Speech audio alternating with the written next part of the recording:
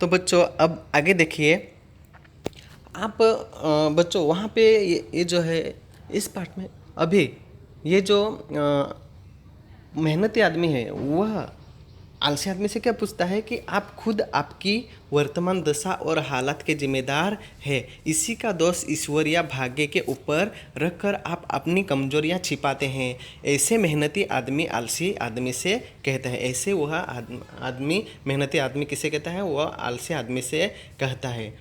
बाद में क्या होता है बच्चों कि बाद में आपको पता चलेगा कि मैं खुद को धोखा दे देता हूँ।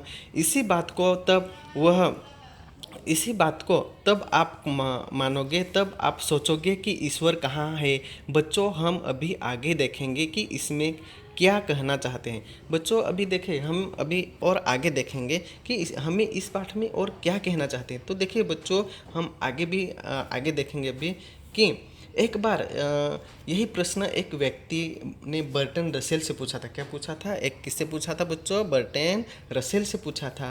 तब बर्टन रसेल ने क्या कहा बच्चों की जवाब दिया? उसका जवाब क्या दिया बच्चों बता रहे? तब बर्टन रसेल ने क्या जवाब दिया कि मन को शक्ति देने वाली इस आध्यात्मिक कल्पना का नाम ईश्वर है। बर्टन रसेल ने क्या जवाब दिया कि मन को शक्ति देने वाली इस आध्यात्मिक कल्पना का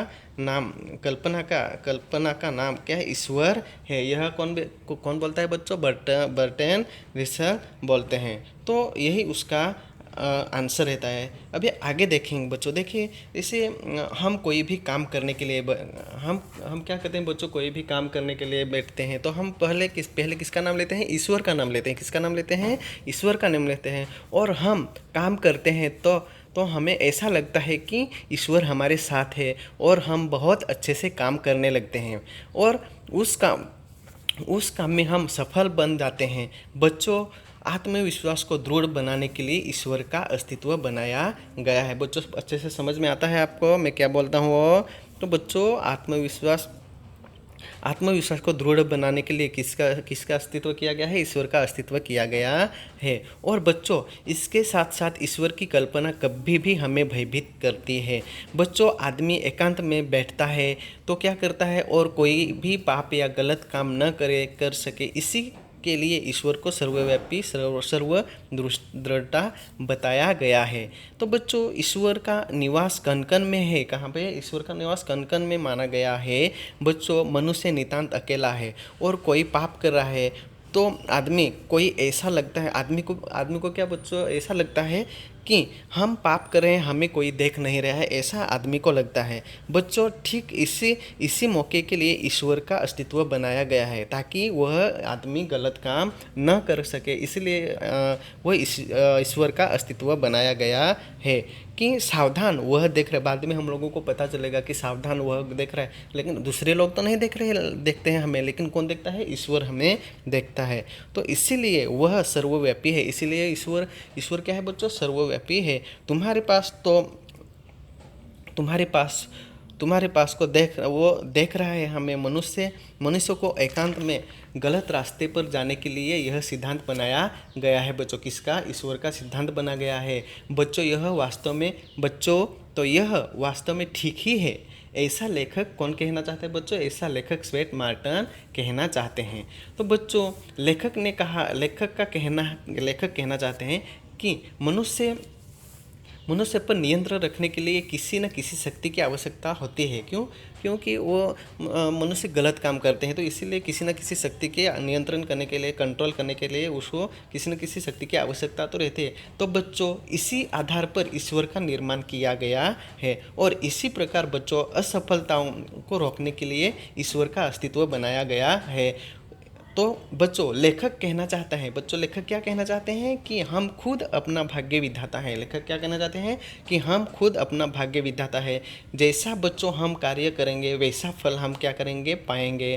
तो इसीलिए हमें दोष नहीं देना चाहिए। तो बच्चों देखो एक छोटी सी चींटी रहती है। क्या रहती है? चींटी रहती है। वो चींटी को आप सभी ने देखा होगा। चींटी को आप सभी ने देखा होगा बच्चों। वह क्या करते हैं? कितनी बार दीवारों पर चढ़ती है, गिरती है। वो कितनी बार गिरती है, चढ़ती है, लेकिन वो हार नहीं मानती, वो कोशिश करती है।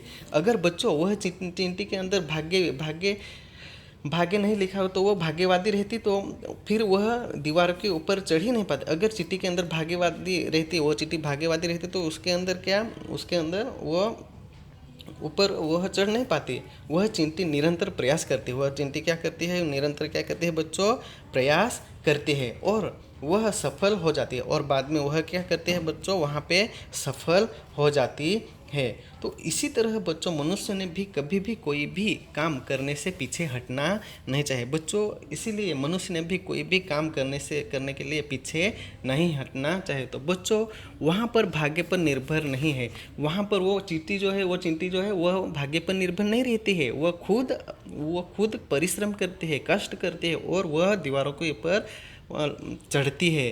तो वहाँ हमें कर्म दिखलाते हैं। और बच्चों वहाँ पे हमें क्या दिखलाते हैं, बाद में कर्म दिखलाते हैं। तो हमें बच्चों क्या करना है, रात दिन क्या करनी है, मेहनत करनी चाहिए, तभी हमारा जो सपना है वह पूरा हो पाएगा। तो बच्चों जैसे देखो हमारे अंदर अब जैसे सब हम क्या, मनुष्य ऐसा एक प्राणी ईश्वर ने बनाया है कि मनुष्य कुछ भी कर सकता है बच्चों। जैसे मनुष्य मनुष्य कुछ भी करता है। मनुष्य क्या नहीं कर सकता है बच्चों, ईमानदारी के साथ कभी भी इस प्रश्न से सोचे। जैसे बच्चों देखो ईमानदारी से हो हमें सोचना चाहिए। जैसे देखिए बच्चों कि मनुष्य संसार में सभी प्राणियों के एकमात्र ऐसा प्राणी है कि जिससे ईश्वर या प्रकृति ने सब कुछ दिया है। अभी जैसे देखो बच्चों, वह अपने प्राकृति भगवान ने सब कुछ यह प्रकृति में दिया हुआ है। तो उनके जो प्रकृति के गुण हैं, उनके अलावा अपने कौशल्य द्वारा औरों को भी गुण अपना सकते हैं। उनके द्वारा हम अपने दूसरों के भी गुण हम लेकर हम क्या करेंगे, हम सीख सकते हैं। उदाहरण जैसे कि एग्जाम्पल बच्चों है कि केवल मछली है, क्या है बच्चों, मछलियाँ हैं। मछलियाँ कहाँ पे तैरते हैं बच्चों, पानी में तैरते हैं। लेकिन मनुष्य में यह जन्मजात गुण नहीं रहता है ना बच्चों। वह बाद में क्या करता है, वह मछलियों को देखकर वह क्या करता है बच्चों, मनुष्य तैरना सीख जाता है। क्या करना, तैरना सीख लेता है। उसके बाद वह उड़ना पक्षियों का धर्म है। जैसे पक्षी है, पक्षी का बचपन से क्या है बच्चों, उड़ना पक्षियों का धर्म है। लेकिन मनुष्य भी क्या क्या हवाई जहाज बनाकर क्या करना, उड़ना सीख गया। तो इसी प्रकार मनुष्य को प्रकृति ने कुछ इस प्रकार बनाया, इसी प्रकार मनुष्य को प्रकृति ने इस प्रकार बनाया है कि वह सब कुछ कर सकता है। क्या बच्चों, वह सब कुछ कर सकता है। लेकिन जो ईश्वर ने दिया है इस प्राकृतिक में, वो जो भी सुविधा है उसका लाभ हमें खुद उसका लाभ उठाना चाहिए, तभी हम आगे बढ़ सकते हैं। तो अगर बच्चों ये जो प्रकृति में ईश्वर ने सब कुछ दिया है, अगर उसका हम लाभ नहीं उठाएंगे, तो इसका मतलब मनुष्य क्या है, हम सबसे बड़े मूर्ख हैं। क्या है, मूर्ख हैं। और यही पे हम धोखा खा जाते हैं। तो इसलिए बच्चों प्रकृति में ईश्वर ने जो भी दिया है, चारों तरफ दिया है, हम जो चाहो वो कर सकते हैं, लेकिन वह हम करना नहीं चाहते हैं, उसमें हम आलस्य करते हैं। इसीलिए हम बाद में क्या, यहाँ पे धोखा खा जाते हैं। तो देखो जैसे कि बच्चों यहाँ पे अगर हम कुछ नहीं कर पाते, तो यहाँ पे हमारी क्या है बच्चों, कमजोरी है। क्या है, कमजोरी है। तो इसीलिए देखो बच्चों, सब कुछ पहचान नहीं पाते हैं, वरना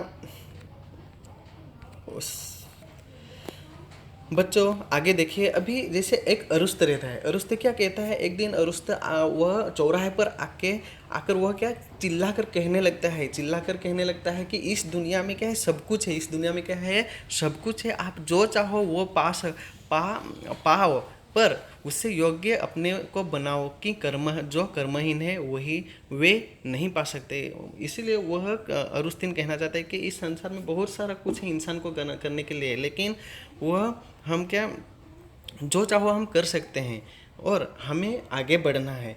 तो सचमुच यह एक सच्चाई है बच्चों। यहाँ पे सचमुच एक यह सच्चाई भी है, अरुस्तु ने जो कहा वो भी सच्चाई है। तो आपको अभी यहाँ पे बच्चों क्या कहना चाहते हैं कि आपको क्या चाहिए, ऐसा प्रश्न कभी भी आपको अगर आपकी टीचर ने कहा, किसी ने भी प्रश्न पूछा आपको क्या चाहिए, तो आप तो बोलोगे, मम्मी ने अगर पूछा कि आपको बेटा क्या चाहिए, तो आप तो बोलोगे कि मम्मी मुझे अच्छा खाना बना के दो, सब्जी बना के दो, ऐसे आप बोलोगे।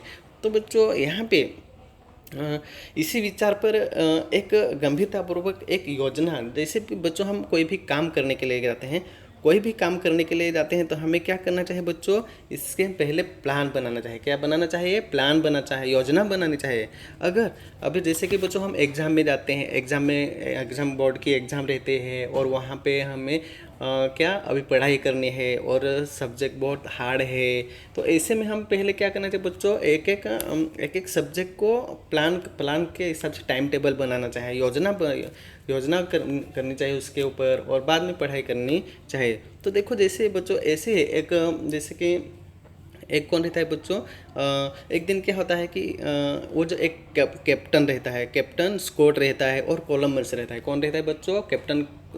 कैप्टन स्कॉट रहता है और कोलंबस रहता है। वो दोनों की इच्छा रहती है। कैप्टन स्कॉट को क्या ढूंढना रहता है बच्चों? कैप्टन स्कॉट को ध्रुव की ओर जाना रहता है और कोलंबस को कहाँ पे जाना है? अमेरिका की खोज करनी है। तो बच्चों यहाँ पे वो दोनों क्या करते हैं? प्लान बनाते हैं। क्या बनाते हैं? प्लान बनाते हैं, योजना। पहले तो वह क्या करते हैं बच्चों? योजना बनाते हैं। योजना बना के बाद वह क्या करते हैं बच्चों? वह जैसे कोलंबस है, वो क्या करता है बच्चों? कोलंबस है वह एक बड़ा जहाज़ बनाते हैं, उसमें सब कुछ उनका सामान रखते हैं, उसके बाद उनके साथी लेते हैं और वह बाद में क्या करते हैं?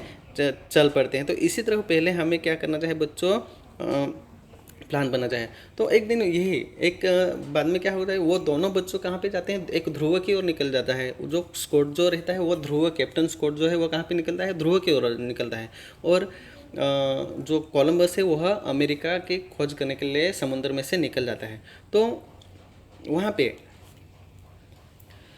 वो जो वहाँ पे कोलंबस है वह समुद्र में क्या राह राह भटक जाता है, रास्ता भटक जाते हैं। और कोलंबस के साथी भूखे प्यासे रहते हैं, उनको बहुत भूख लगती है। तो कोलंबस जो ऐसे है कि वो तो उन्होंने एक निश्चय किया था कि मुझे कहाँ पे जाना है, वो मुझे अमेरिका की खोज करनी है। तो वह वहाँ पे लौट जा, तो लेकिन जो कोलंबस रहता है वह वापस लौटना नहीं चाहता है। कोलंबस है वह वापस लौटना नहीं चाहता है। और सबने बाद में जो उनके साथी थे उन्होंने सबने क्या किया? एक योजना बनाई और कोलंबस को मार डालने की योजना बनाते हैं। लेकिन अगले दिन क्या कहता है? अगले दिन वह उनको वो अगले दिन वह क्या उनको एक किनारा दिखाई देता है। उनको क्या एक किनारा दिखाई देता है। तब वह सब खुश हो जाते हैं। इनको उनके कोलंबस के साथ जो जितने भी साथी थे वह क्या हो जाते हैं? खुश हो जाते हैं। और कोलंबस बाद में अमेरिका के किनारे, समुद्र में से अमेरिका के किनारे वह जाने लगता है। और स्कॉट जो है वह कैप्टन स्कॉट वह क्या रास्ता भूल जाता है। कैप्टन स्कॉट क्या करता है? रास्ता वहाँ पे भूल जाता है। और उनकी जो स्लेट गाड़ी है, जो बर्फ़ के ऊपर गाड़ी चलती है, तो उनको जो स्लेट गाड़ी है उनके कुत्ते क्या हो जाते हैं? मर जाते हैं। और वह स्कॉट वहाँ से वापस नहीं लौटता है। तो दोनों ने अपना लक्ष्य पाया। दोनों ने अपना क्या पाया बच्चों? लक्ष्य पाया। दोनों ने, एक का ध्रुव की ओर जाना था और एक का कहाँ पे जाना था? एक का जाना था बच्चों अमेरिका। तो वो दोनों का धैर्य पूरा हो जाता है। तो दोनों अपना लक्ष्य पा गए। एक ने ध्रुव खोजा और दूसरे ने क्या खोजा? दूसरे ने अमेरिका खोजा। आज तक बच्चों इन दोनों का इतिहास के पन्नों में आज भी इन दोनों का गुणगान आवश्यक होता है। तो इसका मेन जो क्या है बच्चों? कर्म है। क्या है? कर्म, श्रम, परिश्रम, ये साहस। मैं तो क्या परिश्रम, साहस मतलब शक्ति। तो ये सब कुछ उन दोनों के पास था, इसलिए वह वहाँ पे उनका सपना पूरा हो गया। तो जैसे बच्चों यहाँ पे हमें लेखक यही कहना चाहते हैं कि हमें भी, जो आदमी है, मनुष्य भी इस प्रकृति में सब कुछ पा सकता है, सब कुछ कर सकता है। तो सब कुछ आपके भाग्य में लिखा है। अभी जैसे लेखक भी कहना चाहते हैं कि सब कुछ मनुष्य के भाग्य में लिखा है। अपना भाग्य क्या है? अपने भाग्य विधाता आप स्वयं है। अभी लेखक भी यही कहना चाहते हैं कि अपने भाग्य का विधाता कौन है? आप स्वयं है। और आपका भाग्य बना भी सकते हो और बिगाड़ भी सकते हो, ऐसे लेखक कहना चाहते हैं। जैसे कि देखो बच्चों, हम खेलने के लिए जाते हैं, मैदान में खेलने के लिए जाते हैं, या मैदान में युद्ध करने जाना है, तो क्या करते हैं, जैसे पहले तो अभी मैं बताऊँ, जैसे मैदान में खेलने के लिए जाते हैं तो हम क्या करते हैं, जैसे कोई भी खेल खेलते हैं तो उसमें हार जीत तो होती है, लेकिन अभी हम पहले से ग्राउंड पे खेलने के लिए उतरते हैं और सामने वाले को देखकर हम डर जाते हैं, कभी कभी क्या करते हैं, डर जाते हैं, तो वो हमारे मन में से, माइंड में से डर जो है वो निकाल देना चाहिए। तो जैसे मैदान में युद्ध करने के लिए जाना है, युद्ध करने के लिए जाना है तो हमें खाली वहाँ पे युद्ध नहीं करना है, वहाँ से युद्ध करें, इतने हमें युद्ध करना है तो हमें वहाँ से कुछ ना कुछ हासिल होना चाहिए, इसीलिए ये क्या करते हैं, युद्ध करते हैं। तो युद्ध करने के लिए भी हम क्या ऐसे सिंपल लड़ाई नहीं करते हैं, उसमें बहुत संघर्ष करना पड़ता है, हमें क्या करना पड़ता है, संघर्ष करना पड़ता है, बुद्धि चलानी पड़ती है, तभी हमें वहाँ पे क्या वह सफलता मिलते हैं। अगर आपके पास श्रम है, साहस है, आप सब कुछ पा सकते हैं, आपका भाग्य आपके मुट्ठी में है भाई। यही ईश्वर भी यही कहना चाहता है कि आपके पास श्रम है, आपके पास क्या है, श्रम है, शक्ति है, आप सब कुछ पा सकते हैं, आपका भाग्य आपके मुट्ठी में है, ऐसा कौन कहना चाहते हैं, ऐसा वह लेखक इस पाठ में कहना चाहते हैं। लेकिन यह जो बच्चों पाठ है, यह पाठ किसके ऊपर खास करके बनाया, जो आलसी लोग है उसके ऊपर यह पाठ खास करके बनाया गया है। तो बच्चों, अगर यह जो पाठ आप सभी को समझ में नहीं आया होगा तो आप फिर से एक बार वीडियो देखकर समझने की कोशिश करो। अगर समझ में नहीं आया तो आप सब्जेक्ट टीचर को कॉल करके आप उनसे इन पाठ के बारे में जानकारी ले सकते हो। धन्यवाद बच्चों।